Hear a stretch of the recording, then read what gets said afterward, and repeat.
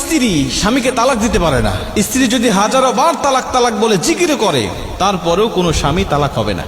অথচ আজকে দেখতে পারি অধিকাংশ স্ত্রীরা স্বামীকে তালাক দিয়ে অন্য পুরুষকে গ্রহণ করে নিচ্ছে। অধিকাংশ স্ত্রীরা আজকে স্বামীকে তালাক দিচ্ছে। যতটা পুরুষ স্ত্রীকে তালাক দেয় তার থেকে অনেক অনেক গুণ বেশি স্ত্রীরা স্বামীকে তালাক দেয়। আর এর জন্য মেন দায়ী যেটা, সেটা হলো আমাদের দেশের কিছু অশিক্ষিত কাজী, যাদের ন্যূনতম শরীয়তের কোনো মাসআলা মাসাইলের কোনো জ্ঞান নাই। এরা ঘুষ দিয়ে চাকরি নিয়েছে, ঘুষ দিয়ে চাকরি নিয়েছে, হালালকে হারাম বানায়, হারামকে হালাল বানায়। তারা শুধুমাত্র কিছু টাকা দিয়ে দিবেন হাতে ধরায়া, দেখবেন যে সবকিছু হালাল করে দিয়েছে।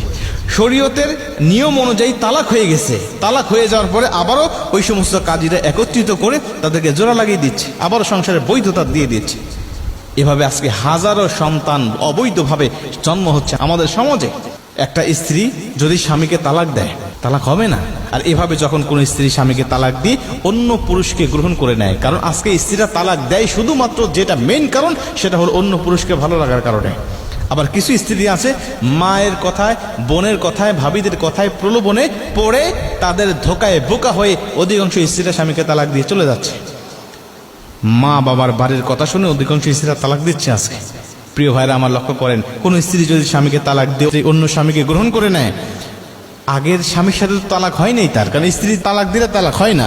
তো তালাক যখন হয় নাই, তখন অন্য পুরুষকে সে গ্রহণ করলে সে বিয়েটা কখনো বৈধ হবে না। আর ওই পুরুষের সাথে সংসার করে যত সন্তান সে জন্ম দিবে, সব সন্তানগুলো হবে অবৈধ সন্তান। আর এই অবৈধ সন্তান আল্লাহ জানে আমাদের সমাজে কত বিরাজ করছে।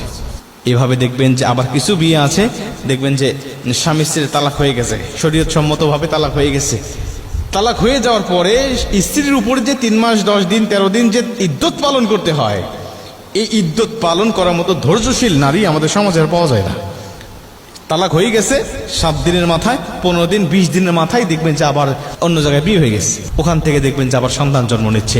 এভাবে আমাদের সমাজে অগণিত অবৈধ সন্তান জন্মগ্রহণ করতেছে। আর এদেরকে যখন আপনি কোরআনের কথা বলেন, এদেরকে যখন ইসলামের কথা বলেন, তাদের মাথায় আগুন ধরে যায়, ইসলামের কথা তাদের সহ্য হয় না।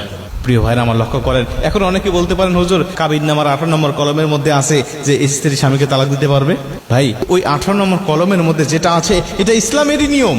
ওখানে আছে স্বামী যদি স্ত্রীকে ভরণ পোষণ না দিতে পারে, খরপোশ না দিতে পারে, তার ছেলে বনিবোনা না হয়, তাহলে স্ত্রী স্বামীর তালাককে গ্রহণ করতে পারবে।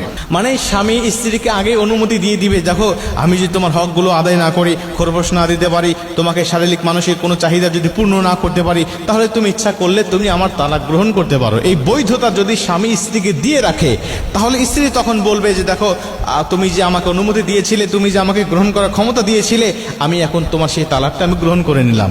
আমার সাথে তোমার বনিবনা হচ্ছে না, তুমি আমার খরপোশ দিচ্ছ না, আমার ভরণ পোষণ দিচ্ছ না, আমার কোনো চাহিদা তুমি পূর্ণ করছো না, অতএব তোমার তালাক আমি গ্রহণ করে নিলাম। তালাক গ্রহণ করার ক্ষমতা স্ত্রীদের আছে, তালাক দেওয়ার ক্ষমতা কোনো স্ত্রীর নাই। অথচ আমরা নিজেরা নিজেদের বিভিন্ন আইনগুলো বানিয়ে নিয়ে আজকে অধিকাংশ স্ত্রীরা স্বামীদেরকে তালাক দিয়ে তারা ইচ্ছা মতো সংসার করছে অন্য পুরুষের সাথে, আর এভাবে হাজারো সন্তান তারা জন্ম দিয়ে যাচ্ছে। প্রিয় ভাইরা আমার, এজন্যই আজকে আমাদের সমাজের এই করুণ অবস্থা। ইসলামের নিয়ম অনুযায়ী যদি আপনি চলেন, আপনার জীবন সুখময় শান্তিময় হবে। ইসলামের গণ্ডি থেকে বেরিয়ে যাবেন, আপনার জীবনটা অন্ধকারে পতিত হবে। এই জীবনে কোনো সুখ শান্তি আপনি খুঁজে পাবেন না। সবসময় অশান্তি, ডিপ্রেশন, বিভিন্ন চিন্তা ভাবনার মধ্যে আল্লাহ এমনভাবে ফেলে দিবে, জীবনে কোনো শান্তি পাবেন না, সুখ পাবেন না। সবসময় নিজেকে অপরাধী মনে হবে যে আপনার মধ্যে দুঃখী মানুষ যেন দুনিয়ার জমিন আর একটাও নাই।